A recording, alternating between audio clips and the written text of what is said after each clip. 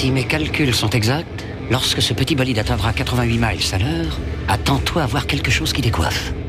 À l'heure du goûter, on écoute le Magal West sur Westrack Radio. Interview, rubrique, micro-trottoir et musique sur Westrack. Nom de Zeus! Bonsoir à tous, bonsoir à toutes. Nous sommes le lundi 18 mars 2024 et il est 17h tout juste passé. On repart ensemble pour une nouvelle semaine. C'est Lucie avec vous au micro. Je vous accompagne ce soir pour 1 heure dans votre émission Le Magal West. Au sommaire de votre émission aujourd'hui, tout d'abord un reportage signé Camille. Aujourd'hui, elle nous emmène au Théâtre des Bains-Douches à la rencontre du spectacle. Merci de votre compréhension. Nous pourrons donc entendre quelques extraits de ce spectacle et apprendre donc de quoi il parle et plus d'informations sur la programmation du Théâtre des Bains-Douches. Aujourd'hui nous sommes donc lundi et je vais donc recevoir Michel en deuxième partie d'émission. Michel va se mettre au fourneau et aujourd'hui nous allons parler des épices plus particulièrement. C'est en deuxième partie d'émission. Je vous propose aussi aujourd'hui de retrouver la météo ainsi que les infos du soir en compagnie de Mathieu. On fera bien sûr le tour des événements qui sont organisés au Havre aujourd'hui mais aussi demain. Et puis la musique enfin en compagnie de la Ferrarock. Aujourd'hui c'est un nouvel album et un nouvel artiste, Crème Solaire, et l'album qui s'appelle Cemento dans quelques instants. Je vous propose de commencer tout de suite par vérifier ensemble la météo. Aujourd'hui, le soleil se couche à 19h10, plus 4 minutes de soleil. Cet après-midi au Havre est assez ensoleillé, malgré un retour de la pluie en fin d'après-midi. Température 12 degrés, ressenti 11. Le vent devrait atteindre en moyenne les 12 km/h, orientation du vent ouest-sud-ouest.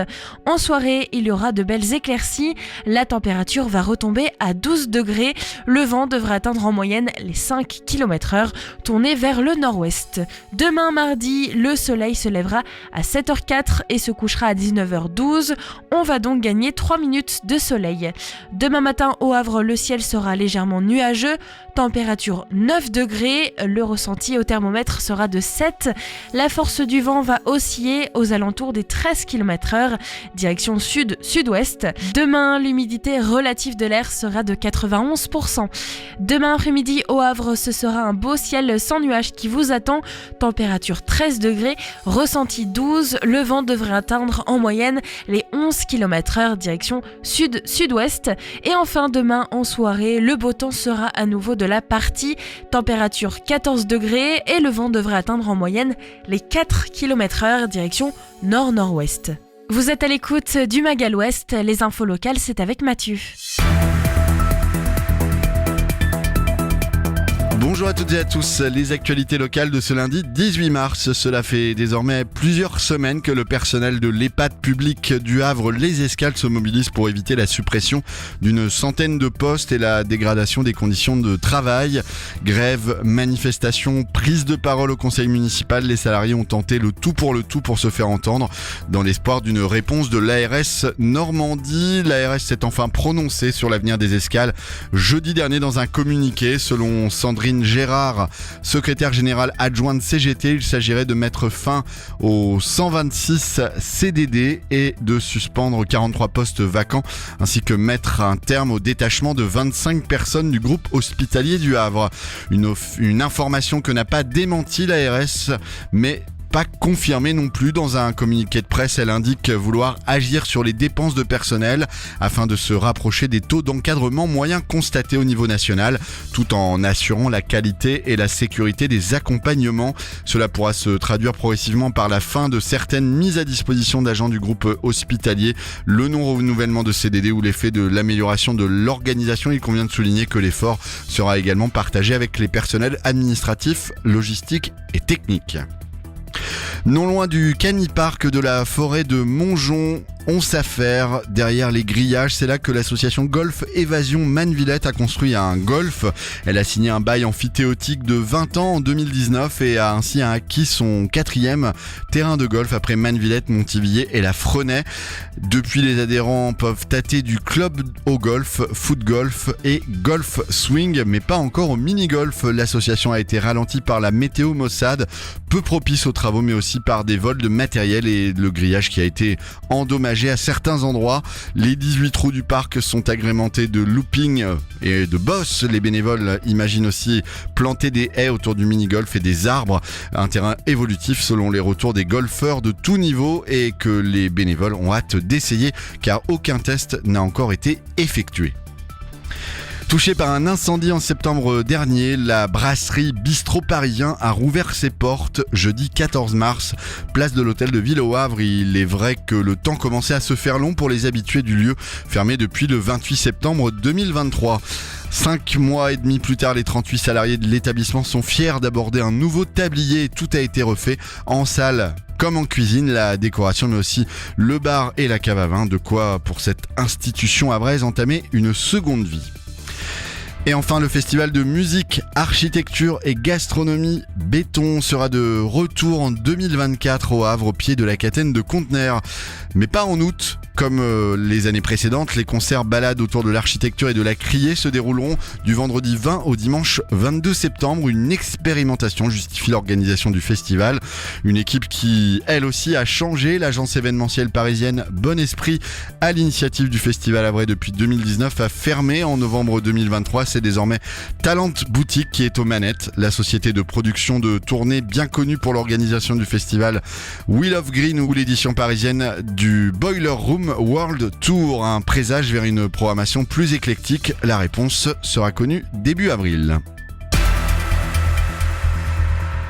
Merci Mathieu, et on saute tout de suite à la découverte de 3 événements organisés au Havre et dans l'agglomération. Des idées sorties pour cette semaine ou ce week-end pour te culturer sur Westrack Radio. Imazigen Berber, une culture en résistance, c'est le nom de cette exposition. Imazigen signifie homme libre et c'est le nom originel du terme occidental berbère. C'est cette culture ancienne que le photographe Ferhat Bouda, lui-même né en Kabylie, a cherché à documenter à travers toute l'Afrique du Nord. Cette exposition vous fera voyager entre l'Égypte, le Maroc, l'Algérie, la Libye ou encore le Mali. C'est à voir du 18 mars au 18 mai à la bibliothèque universitaire du Havre, 25 rue Philippe Lebon, sur les horaires d'ouverture. Demain, au Havre, c'est la commémoration de la FNAC de Rouel qui informe ses adhérents que la commémoration du 62e anniversaire de la fin de la guerre d'Algérie aura lieu mardi. C'est le départ à 11h de la mairie de Rouel vers le monument aux morts. Et enfin, demain au Havre, une visite guidée des serres des jardins suspendus vous attend. Accompagné par un guide jardinier, partez à la découverte des serres des jardins suspendus et voyagez dans des climats tropicaux ou des climats secs. Vous découvrirez des collections végétales plus belles les unes que les autres. Rendez-vous mardi à 14h à l'entrée des serres. Tarif 2€, réservation obligatoire au 02 32 74 04 33. Il est 17h06, tout juste passé, vous êtes à l'écoute du Magal Ouest et c'est le moment musical de notre émission en compagnie d'un nouvel album et d'un nouvel artiste. Crème Solaire va nous chanter Cemento. 2 titres inédits à découvrir, Red Flag et Squardo. On les écoute ensemble tout de suite et surtout on découvre ce groupe qui nous vient donc d'un univers plutôt de musique électronique et de la Suisse. Westrack et la Fédération des radios associatives Musiques Actuelles, la Ferrarock, vous partagent la découverte musicale du jour.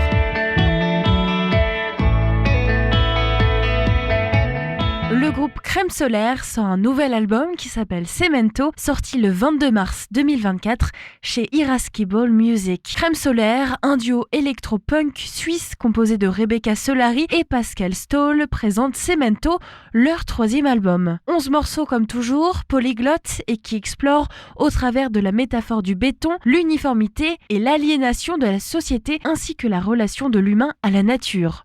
Le béton, le ciment, c'est nul. C'est gris, c'est tout dur et la plupart du temps, ça vient écraser plein de choses vertes qui poussent. Mais il y a parfois des plantes qui s'immiscent dans les failles, qui germent et éclosent malgré la grisaille. Et ça se célèbre et ça s'encourage. C'est ce que fait Crème Solaire sur Cemento, ciment en français, où le groupe se sert de cette métaphore pour explorer la normativité et la résistance à coups de titres imparables comme Calicanti, Sgourdo, mais aussi des plages plus hard comme le beat hypnotique de Anormal et les cris limite métal de Ballade.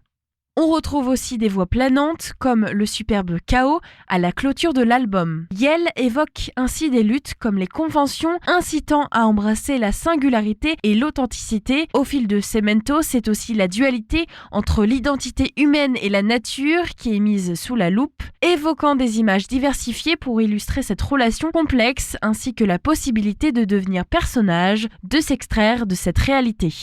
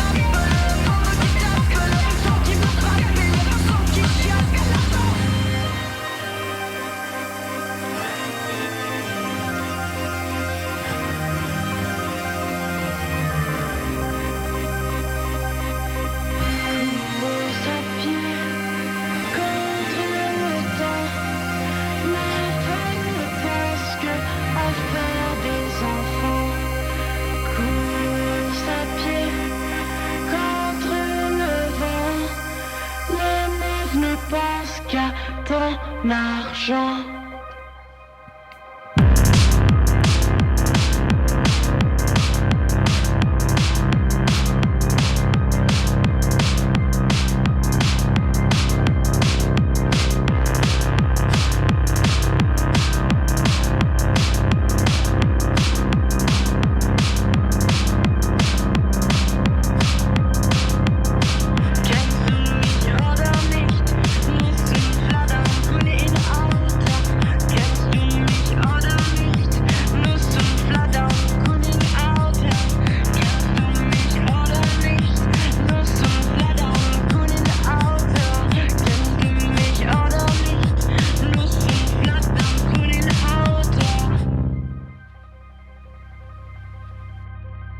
Crème solaire ne s'est jamais montré aussi catchy et dansant. Si les titres de Cemento débordent toujours des influences hétéroclites du duo, allant du glitch à la trappe, on y trouve aussi une concision pop nouvelle qui lui confère une urgence et une efficacité incroyables. Toujours habité par une forte ethnic pop. Le disque est aussi empreint de l'humour joueur qui caractérise le groupe. Depuis leur premier album Bleu c'est bien en 2019, Crème Solaire n'a pas vraiment fait de pause. Après un EP Bébé en 2020 et un LP sorti en 2021, Yel ont joué sur à peu près toutes les scènes du pays, des squats à Paléo et au-delà se taille une remarquable réputation live. Au printemps 2023, le duo a commencé à travailler sur Cemento, allant ensuite l'enregistrer au studio. Aujourd'hui, l'album n'est pas encore entre nos mains, il sort le 22 mars 2024 chez Irascible Music.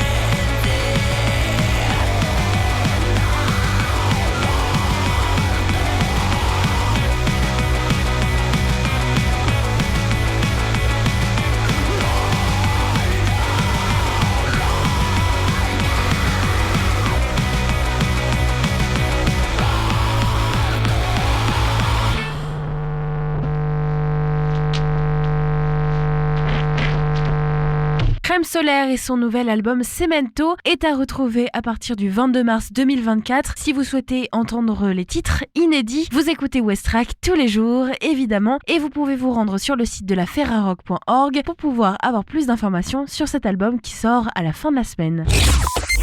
Le Mag à l'Ouest, info, divertissement et bonne humeur sur Westrack. Crème Solaire donc et Cemento, nouvel album. Vous venez d'écouter 2 titres inédits, Red Flag et Squardo. 2 titres qui nous viennent donc de la Suisse et surtout dans une ambiance et esthétique assez musique électronique. Je vous propose de ne plus parler de musique mais de retrouver le théâtre en compagnie de Camille et de son reportage. Direction le festival du théâtre des Bains-Douches à la rencontre du spectacle. Merci de votre compréhension. Camille s'est rendue sur place pour un reportage signé Westrack Radio. En attendant l'éclaircie, c'est le rendez-vous de la jeune création théâtrale en Normandie. Plusieurs théâtres en région s'unissent pour accompagner de jeunes artistes et donner de la visibilité à leurs premiers gestes de création. Du 21 au 23 février 2024, le festival posait ses valises au théâtre des Bains-Douches. Au programme, merci de votre compréhension de Elsa Delmas, Je serai feu, ainsi que Pourquoi on n'écrit pas avec les pieds de Romain Hamel. Avec Nausicaa, on a eu l'opportunité d'assister à la première et la dernière représentation.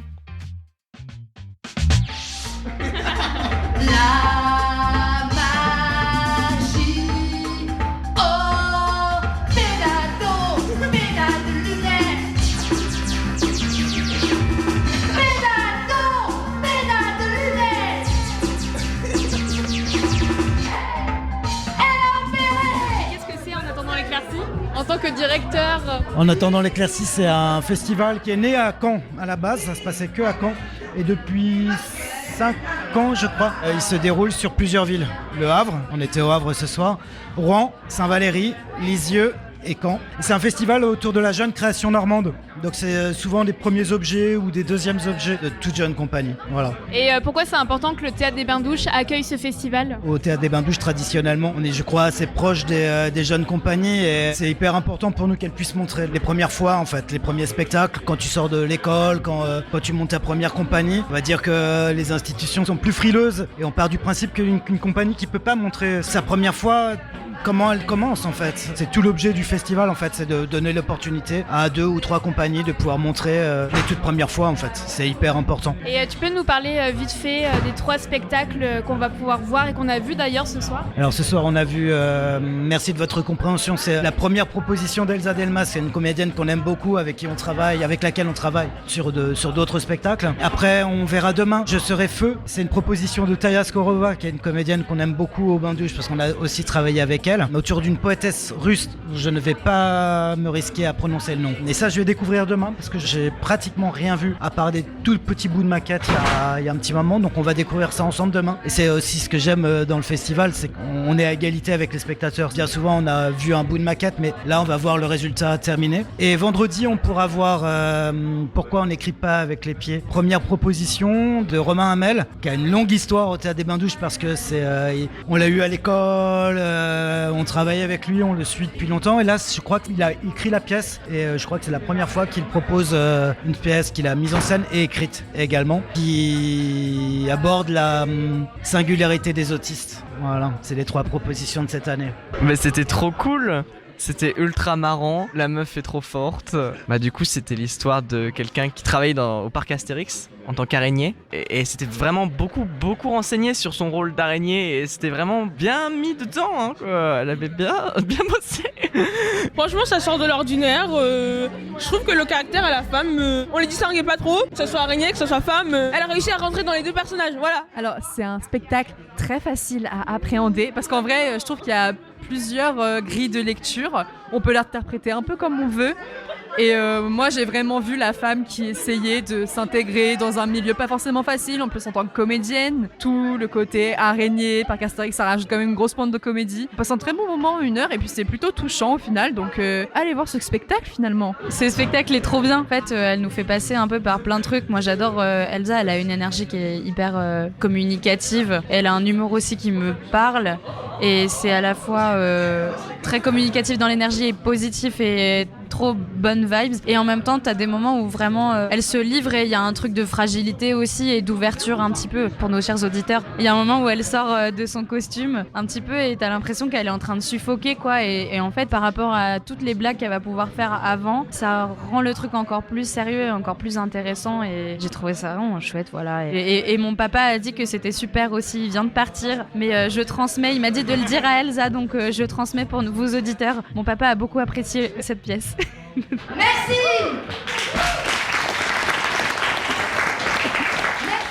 Moi c'est Elsa Delmas, je joue et j'ai écrit le spectacle Merci de votre compréhension et c'est le premier spectacle d'une compagnie que j'ai montée qui est basée à Caen qui s'appelle La Crevette Menthe et j'ai écrit ce spectacle avec Elsa Grézac. Voilà et Voilà, je suis Elsa Grézac et donc on a fait ce spectacle ensemble avec Elsa. En fait, j'ai demandé à Elsa de venir m'aider à me mettre en scène sur cette histoire que j'ai vécue, sur une expérience que j'ai vécue, qui était mon premier travail en sortant de mon école de théâtre que j'ai faite à Caen. Et mon premier taf parce que je n'en avais pas. Il a fallu que j'en trouve un. Donc j'ai passé une audition au parc Astérix pour pouvoir cachetonner, comme on dit, c'est-à-dire faire 16 heures pour accéder à un statut d'intermittent. Voilà, c'était mon premier travail, l'araignée, au parc Astérix. Mais attends, t'as passé une audition Ouais. pour faire l'araignée? C'est ça, c'est une audition et figure-toi qu'il y a énormément de comédiens qui viennent tous les ans. Ils recrutent énormément de comédiens et de comédiennes pour la saison d'Halloween particulièrement, parce qu'il y a plein de rôles à pourvoir. Et donc, c'est des auditions où on est... moi, je me rappelle le jour où je l'ai passé, on était 40 et on a été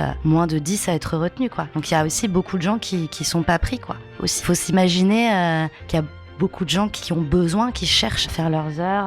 Par rapport aux auditions, t'as dû préparer un texte et tout. C'était comme une audition de théâtre en fait. Ouais, c'est vrai, tout à fait. On a fait un échauffement collectif et puis après on avait un parcours libre. Donc moi j'avais préparé un texte de Dennis Kelly que j'ai interprété je pense 15 secondes. Parce que très vite, en fait, ils écoutent pas forcément ce que tu dis, c'est en fonction de ton calibre. C'est ok, elle est petite, elle ressemble un peu à une petite fille, elle pourrait faire la petite fille où elle a le calibre pour l'araignée. Tac, bam. Lui, il aurait pu faire le grand menhir, mais on en a déjà assez, donc bye bye. Waouh, je m'attendais pas à ça du tout en fait. Pour revenir au spectacle, tu peux expliquer un peu la création, comment ça s'est passé, le temps que ça a pris D'abord, il y a eu un temps où j'étais un peu toute seule à vouloir faire ce spectacle et j'ai eu plusieurs regards extérieurs différents. Donc ça, je dirais que c'était un temps d'1 an de laboratoire jusqu'à ce que un jour, parce que j'ai rencontré Elsa sur une autre création, un autre spectacle qu'on a fait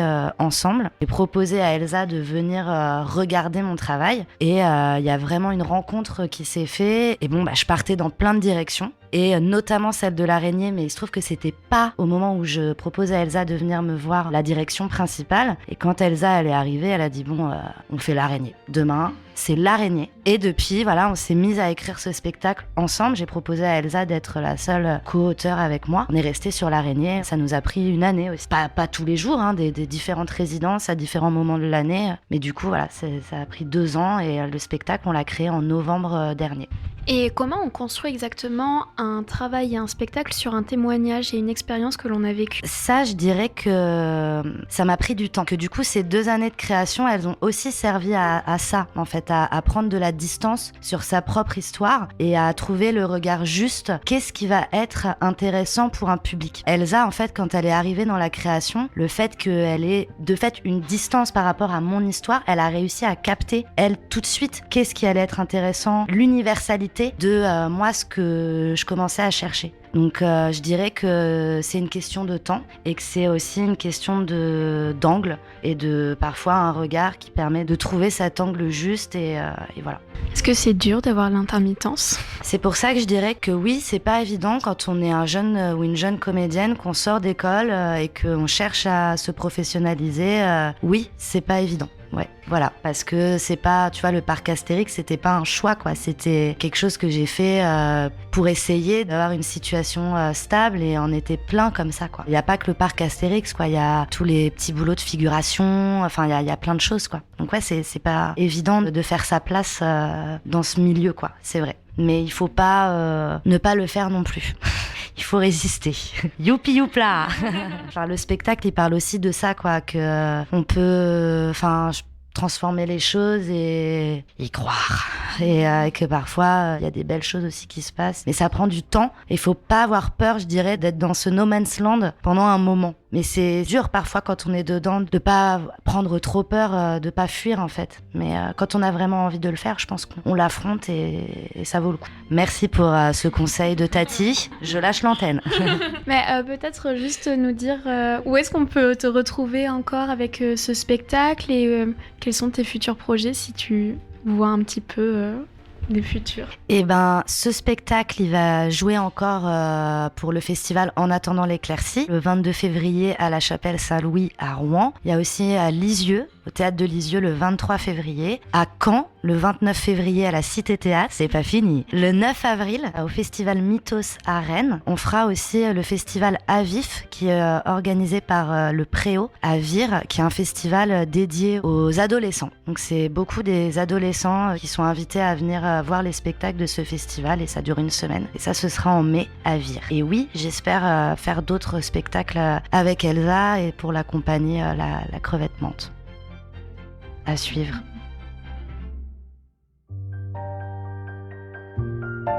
Merci au Théâtre des Bains-Douches de nous avoir reçus. N'hésitez pas à consulter leur site internet théâtrebaindouche.fr et de les suivre sur les réseaux sociaux. Vous pouvez aussi retrouver La Pastille sur west-track.com. C'était Nausicaa et Camille pour West Track Radio. Merci à Camille et merci à Nausicaa pour cette belle découverte. C'est donc le Théâtre des Bains-Douches qui organisait un festival. Le spectacle s'appelait Merci de votre compréhension. Vous vous rendez sur leur site pour avoir toutes les informations sur ce festival et sur la programmation à venir. Avant de retrouver Michel avec donc son tablier et surtout au fourneau, je vous propose un titre de Paradigme pour un peu de rap hip-hop. Ça nous vient de Détroit et le titre s'appelle Time for Some. Avant donc de retrouver Michel dans quelques instants pour sa chronique cuisine dans le Mag à l'Ouest. Et aujourd'hui, il nous parle des épices. Je pense qu'il va nous faire un petit peu voyager. Voyage en musique, donc d'abord avec Paradigme, Time for Some. Dans quelques instants, je reçois Michel. See, grown men do grown men shit, right? And little kids do little kid shit, man. I ain't got time for it between, I mean. No. On me?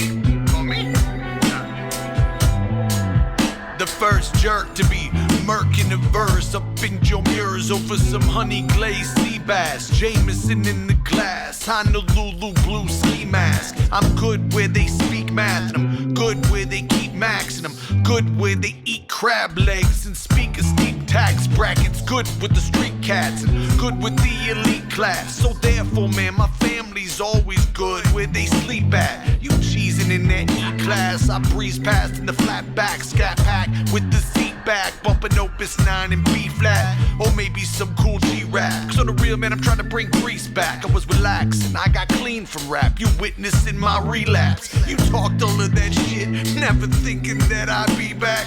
And then you heard that. Where you keep your wreath at is the Bocephus of street rap. For the D where we bite kneecaps. So please, homie, keep your feedback, cause that shit'll just get your teeth cracked and buff snatched.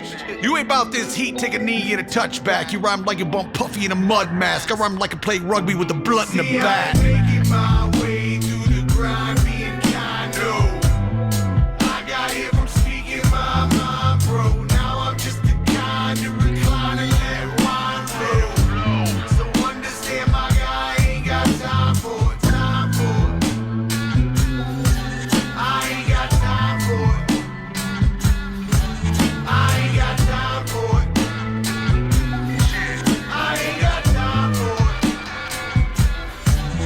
Obsessed with the successes, you a fiend to just breathe vapors. But me, I'm all about them thin green pieces of paper. From the days of Chuck D, Flavor Flav, Chris Draper in the microwave. What up, Vinny? They used to see me fighting, they'd wave. What up, Freddie? What up, Doe? Every time Bro Flow shit sound more like cut dope. And y'all Palm Oliver, Liquid Dial. This dime kind of spit'll make them sick with style. I'm puke on Gucci loafers. Went from brown doobies and homework to sushi with a chauffeur. From Paul Peralta posters and stocking stofers at Kroger to mangoes in my yogurt. On the Melfi coast with no shirt, I'm a great woadie. Ever since covered in acne and paid a full tape toady. Now I'm 45 plate loading. Waiting for quotes on the papers in the wainscoting. On the lake boating. Cooking up steaks and floating in a starfish at 840. Go look it up, I'll wait home. Now you can see why the greats know me, I'm straight roadie. Making my way through the grind, being kind, no. I got here from speaking my mind, bro. Now I'm just the kind to recline and let wine flow. So understand my guy, I ain't got time for it, time for it. I ain't got time for it.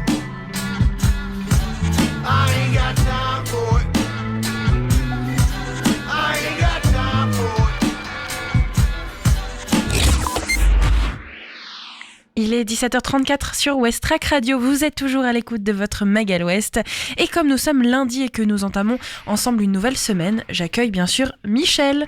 Bonjour, salut Michel. Lucie. Bonjour. Ça va bien? Il fait beau. Oui, on a une belle mais je après-midi. crois que tu as attrapé un petit coup de froid. Ouais, moi je suis perpétuellement malgré le malade. beau temps. Ouais, voilà quoi. Et aujourd'hui, tu es venu nous parler de quelque chose qui va nous réchauffer un petit peu quand même. Ouais, alors, préjugés, oui, les épices. Ah, mince. Les épices. Alors, les épices, qu'est-ce que c'est? Tout d'abord, c'est d'origine végétale. Alors, d'origine végétale, ça recouvre plein de choses. Oui, il y a le piment. Donc, le piment qui fait partie de la famille du paprika. Mais t'as le paprika doux, ça ne pique pas. Tu vois? Et après, t'as des piments qui ont des indices tellement forts que voilà, tu peux te rendre malade. Il y a une échelle. Ouais, alors je sais plus le nom, mais c'est un truc de fou. Ça commence par un S, mais en tout cas, il y a une échelle de l'intensité d'un piment. Et ça peut être dangereux. Faut faire attention, faut être habitué à manger du piment. Alors le piment est une épice, mais toutes les épices ne sont pas des piments. Faut pas oublier, alors dans les épices, t'as la vanille. Ok. Tu vois, c'est faut bien la mettre quelque part. C'est la vanille qui est un pistil. Je vais essayer de préciser. T'as la cannelle. La cannelle, c'est de l'écorce d'arbre. Le clou de girofle, c'est une graine en fait. En final, la cardamone, c'est une graine. Le safran, c'est un pistil de fleurs. Donc là, on est vraiment sur des épices. Donc ça peut être... alors bizarrement, et ça y est, je vais oublier encore le nom. Bon, c'est pas grave. Il y a certaines feuilles qui sont considérées comme des épices et pas comme des plantes aromatiques. D'accord. Donc là, c'est une autre famille. La menthe, ce n'est pas une épice. Le persil non plus, c'est plante aromatique. Le thé... voilà, on pourrait hésiter. Est-ce que c'est une épice ou est-ce que c'est une plante aromatique? Moi, je mets ça dans plante aromatique. Ça, on infuse, on dilue. Oui, ça amène un arôme comme certaines plantes, mais c'est pas une épice. Alors, je t'avoue, j'ai recherché. Il y a la classification européenne, voire mondiale. Ils s'y retrouvent pas trop ils eux-mêmes. sont pas d'accord Des eux-mêmes. fois, ouais, ils sont pas toujours d'accord. Le gingembre, est-ce que c'est une racine ou est-ce que c'est une épice ou pas? Est-ce que ça pourrait être considéré qu'un simple légume? On peut pas juste dire parce que ça a du goût que c'est une épice. Parce que tout a du goût dans ce cas-là. Alors déjà, faut clarifier tout ça. La qualité des épices. Alors, les DLC sur les épices, c'est un truc qui me fait bondir. Alors qu'est-ce que c'est, Michel, DLC? DLC, date limite de consommation. Alors on a ça sur tous nos emballages, même quand il n'y en a pas besoin. Je m'explique, par exemple le miel, ils vous mettent une DLC là-dessus, alors qu'il n'y en a pas besoin, le miel ne peut pas pourrir.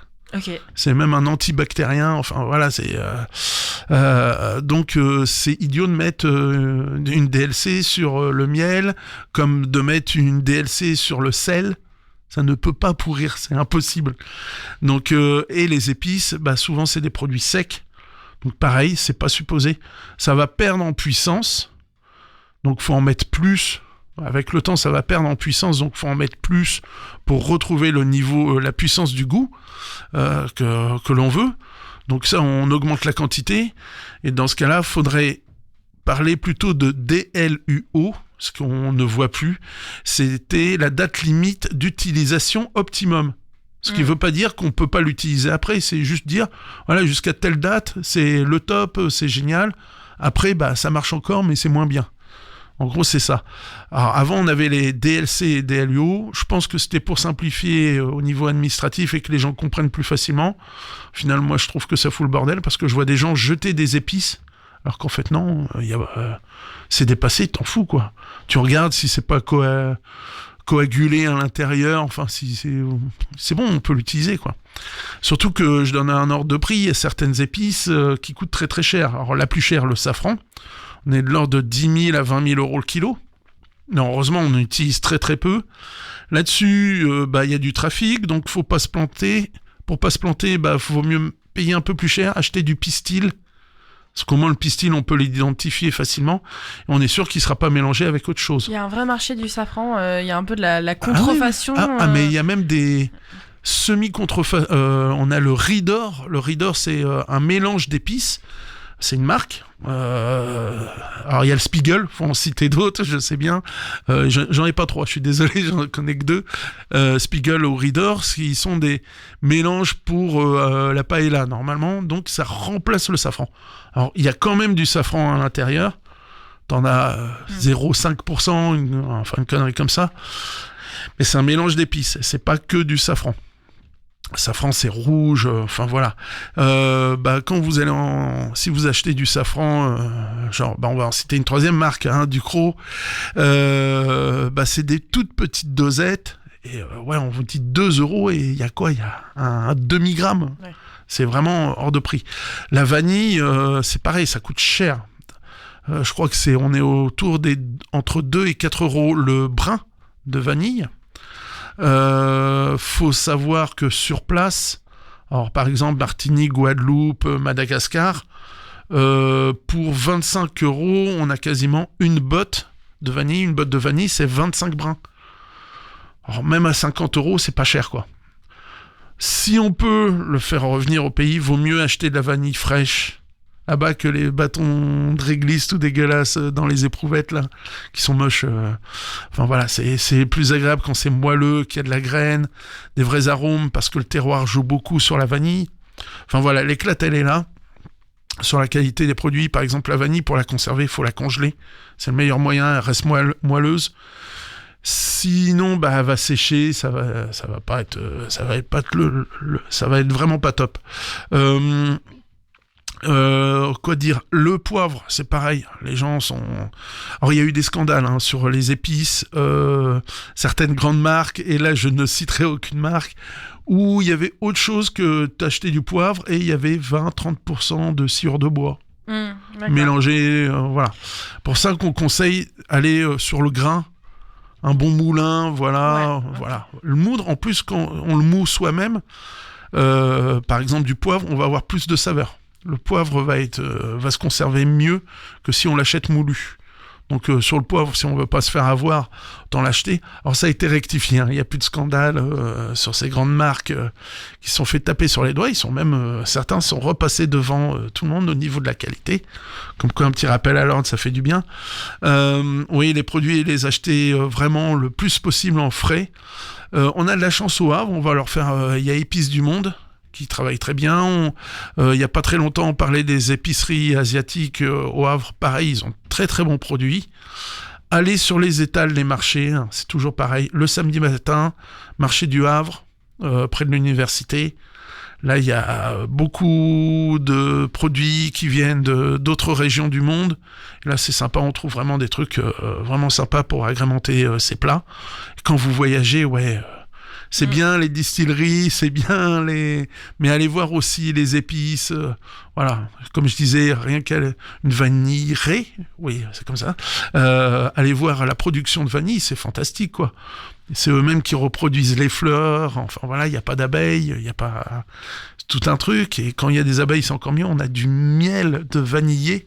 Voilà, c'est terrible, ça. C'est fantastique. Que dire d'autre sur les épices ?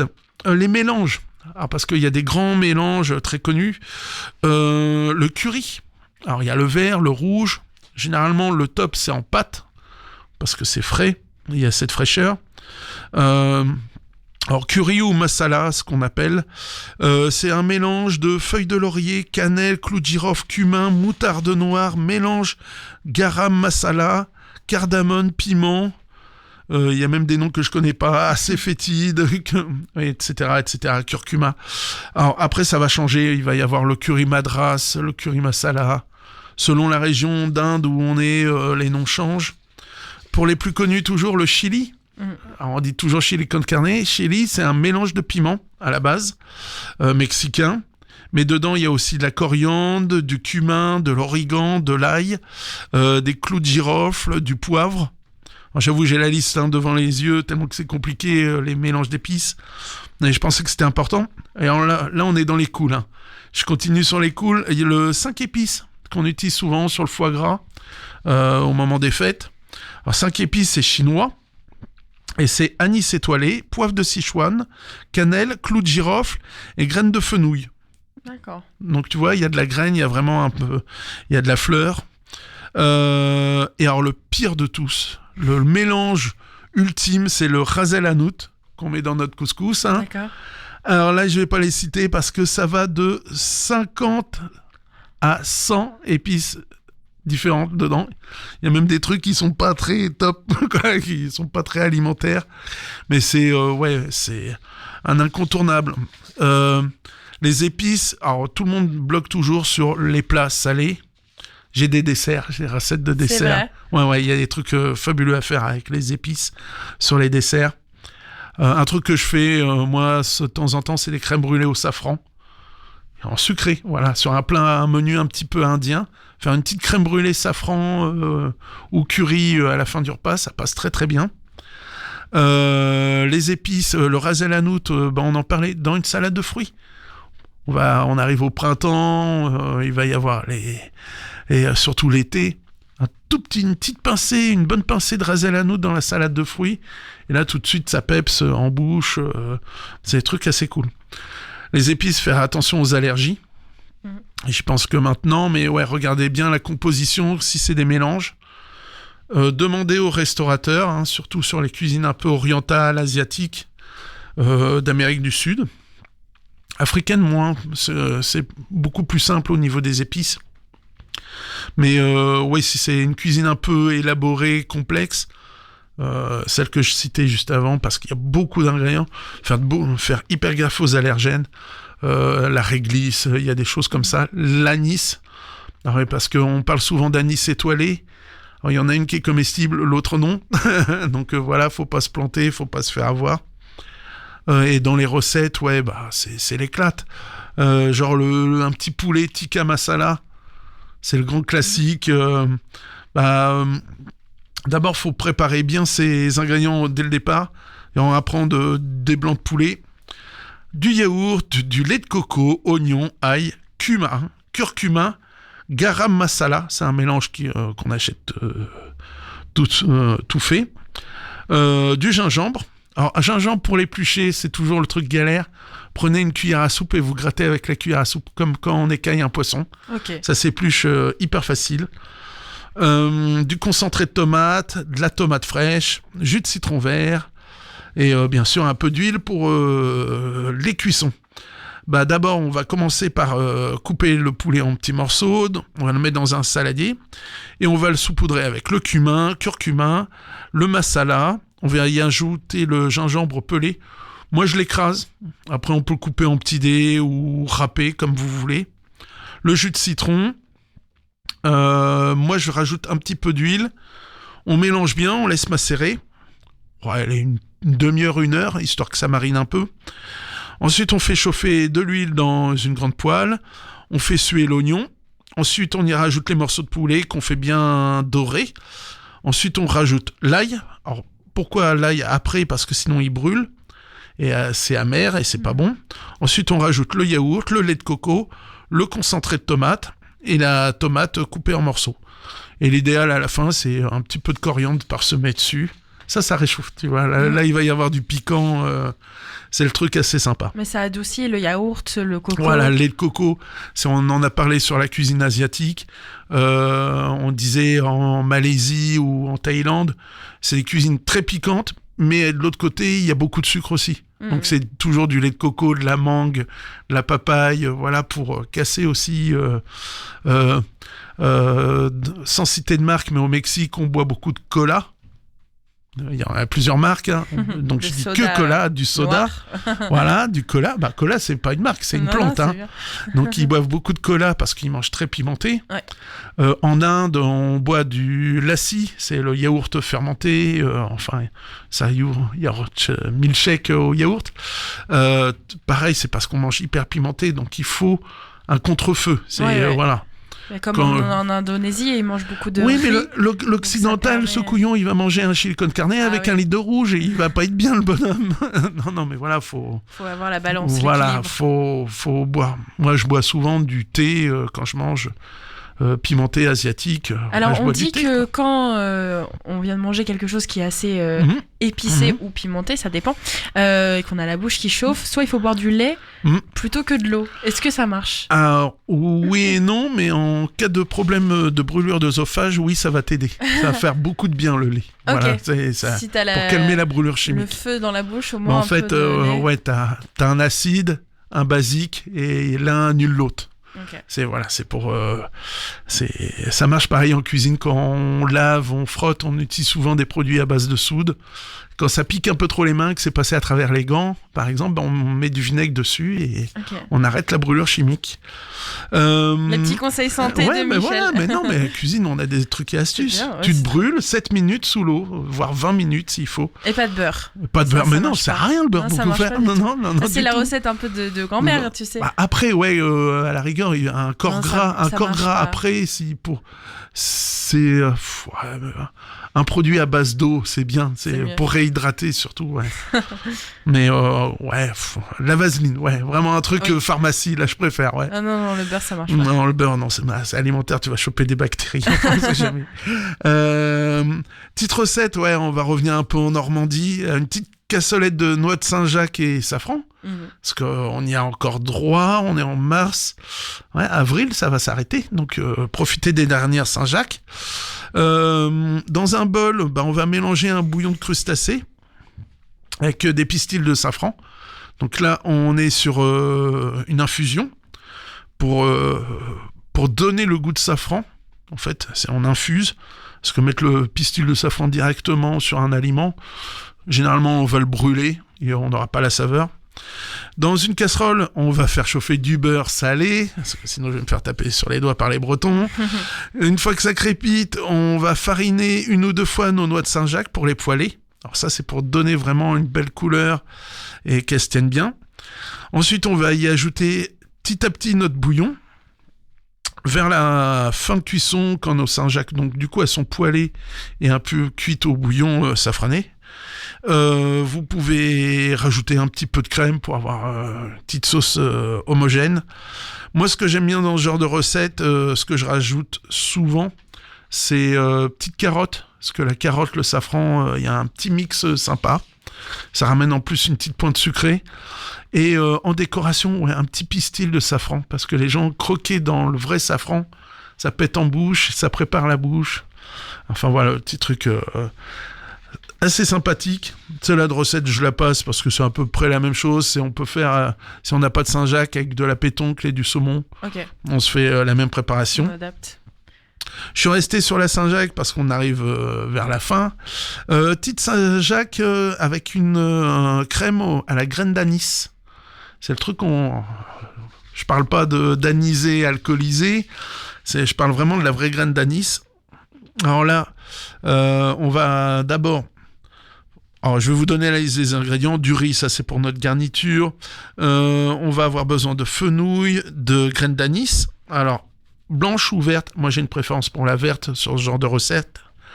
De la crème fraîche, du curry, des pistaches vertes, un poivron et des Saint-Jacques, bien entendu. C'est quoi la différence entre la blanche et la verte?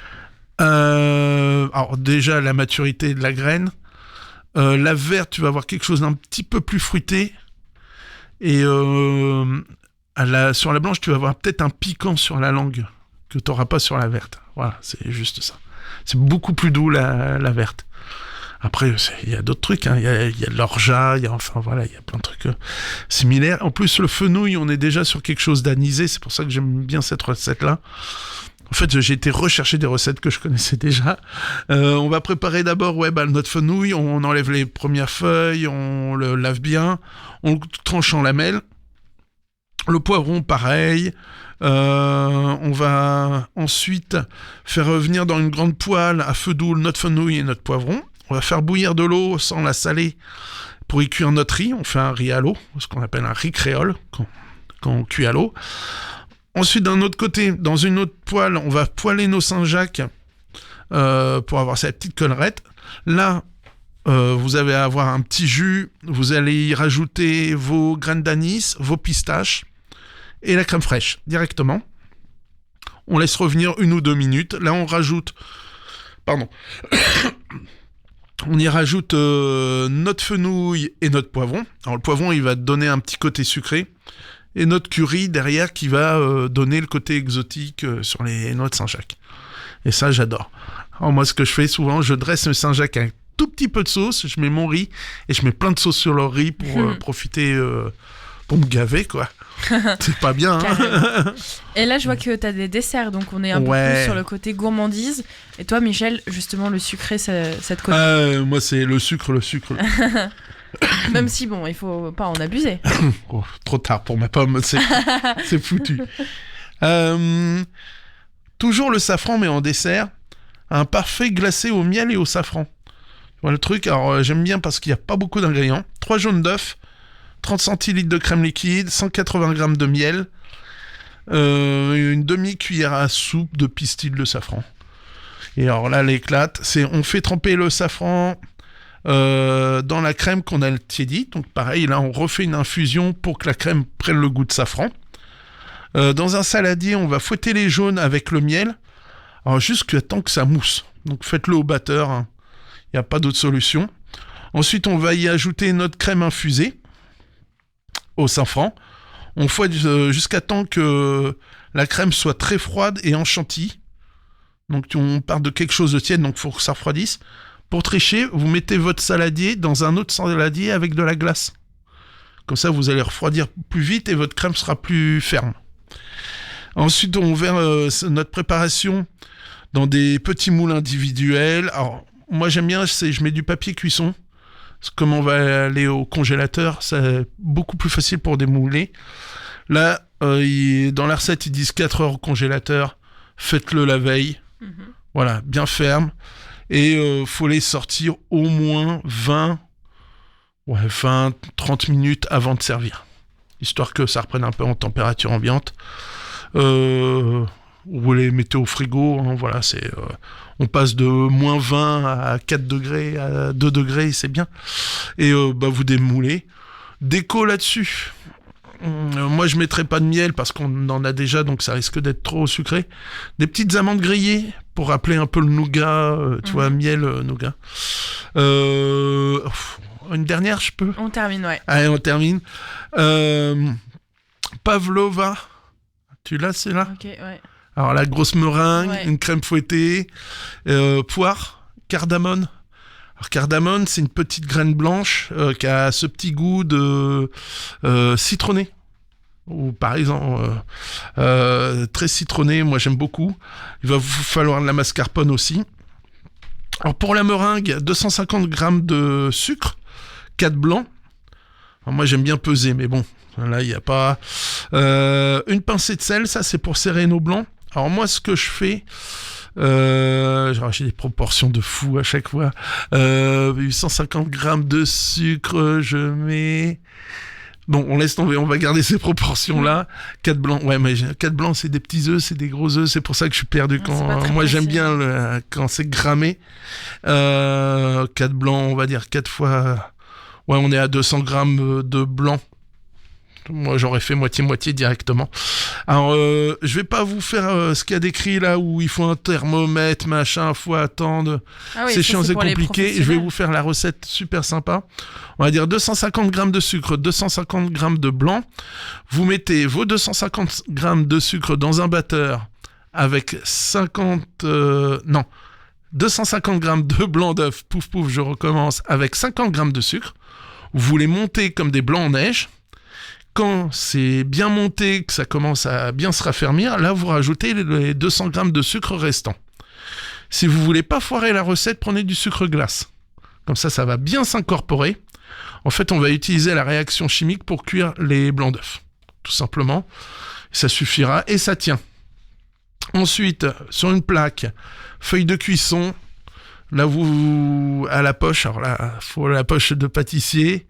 Bon, on peut le faire à la louche, hein, mais c'est moche. À la on peut cuillère. Construire une petite poche. Ouais, on prenait un sac à congélation, vous le remplissez, hop, vous découpez l'embout et là vous faites des nids. Alors vous faites des spirales en fait, et vous faites des nids. Ça, pour la cuisson, 120 degrés pendant 1 heure et demie. Faire attention que ça caramélise pas trop. Faut être sûr de son four, de la température. Au pire, quand on a un four un peu foireux, achetez une petite sonde. Ça coûte 10 balles dans les magasins un peu discount. Voilà, vous mettez une petite sonde, comme ça vous êtes sûr de la température du four. Donc vous faites vos meringues. Alors ça, c'est mieux de le faire la veille. Comme ça, vous êtes peinard. En plus, ça se garde très bien. Les meringues, c'est que du sucre. Une fois que c'est cuit. Ce qui est plus intéressant, c'est... Alors, de l'autre côté, vous prenez les pois que vous coupez en tranches, que vous poêlez au beurre, pour le petit côté gourmand derrière. Et vous y mettez les gousses de cardamone. Et de l'autre côté, on va faire une crème fouettée avec de la mascarpone, un tout petit peu de sucre, parce que bon, on en a déjà avec la meringue, donc c'est pas intéressant d'avoir une crème fouettée. Une cuillère à soupe de mascarpone pour une briquette de crème liquide, tu vois, là, en niveau proportion. La cardamone, alors si c'est de la graine, faut la râper, enfin bon, c'est acheter-la en poudre, c'est nettement plus simple la cardamone qu'en graine. Cardamone, et voilà, c'est tout, quoi. Tu peux aller. Après le petit montage, on prend le nid, on met les poires et repoche de pâtissier pour poser cette chantilly. C'est sympa. Ah ouais, moi j'aime bien ça. Du coup, t'as un peu plus de c'est manutention. Ce qui claque là-dessus, c'est des petites fleurs de violette comestibles. Ah ouais. Carrément. Oh, je peux faire la pub, j'ai vu un truc génial, je vais les interviewer. Symbiose Le Havre, c'est au Hangar 0. Ils font des pousses. Alors écoutez bien, c'est 100% recyclage, c'est les seuls en France à faire ça. C'est à partir de matériel recyclé, c'est de l'hydro et aquaponie et pisciculture. Ouais. Et donc ils font des herbes fraîches et ils font aussi du saumon fumé et de la rillette de saumon. Donc ils sont prêts à travailler avec les restaurateurs. Je vais les appeler, je vais les interviewer parce que je pense qu'ils méritent un petit coup de pub. Voilà, 0 déchet, c'est la classe. Ils économisent 90% d'eau. Tu vas aller recevoir dans ton émission Gastronomiquement Vôtre. Ouais, voilà, samedi, alors pas samedi là, samedi on va parler asperges et morilles. Donc le 23 mars. Voilà, samedi prochain. Et il y aura des surprises pour la prochaine émission parce que j'ai Henri, il est à fond là, il a déjà appelé 10 copains pour des interviews et tout. Super. Donc on verra. Donc on te retrouve samedi à l'antenne, c'est à quelle heure ? 11h ? À 11h le matin. Voilà. Ouais, et si on a loupé, on peut retrouver le podcast sur le site de Westrack. Sur west-track.com. Exactement. Et vous avez une page aussi Gastronomiquement Vôtre ? Voilà, Facebook, où il y a... Alors, c'est surtout centré sur le Havre, sur les producteurs français. J'alimente la page tous les jours. Des offres d'emploi, des recettes. Là, il est 18h passé. Il y a le guide Michelin qui donne les étoiles en ce moment. Parce qu'ils en ont déjà retiré quelques-unes. Enfin voilà, c'est le classement des grands établissements français. Donc on va voir, ça sera la surprise. Et on te laisse aller checker tout ça alors du coup Michel, merci beaucoup. Merci. Et nous on se quitte histoire d'aller vérifier du coup ce guide Michelin avec un titre Space Boy Pinkhead. On part en Finlande dans une ville qui s'appelle Helsinki. L'artiste c'est Grande Mahogany. Et bien sûr je vous donne rendez-vous demain pour un autre Mag à l'Ouest. Demain je serai en compagnie de l'association Les Nuits Vertes, association de théâtre. Et puis on se retrouve tout au long de la semaine, tous les soirs à 17h. Très belle soirée sur Westrack. Well, we met, and you ain't even a bad boy, yeah? What are you talking about? Coffin rock a red, kick on his head, he fuck the swing and say it cause it's play. Get busy, hot to down on the team, local man don't know the entity. So ecstatic, pink head magic, sound, fill up to the head, liquid base control by the sun. Busy being cool and so weird, I found it last before this year. So ecstatic, some type magic, sun. Sun.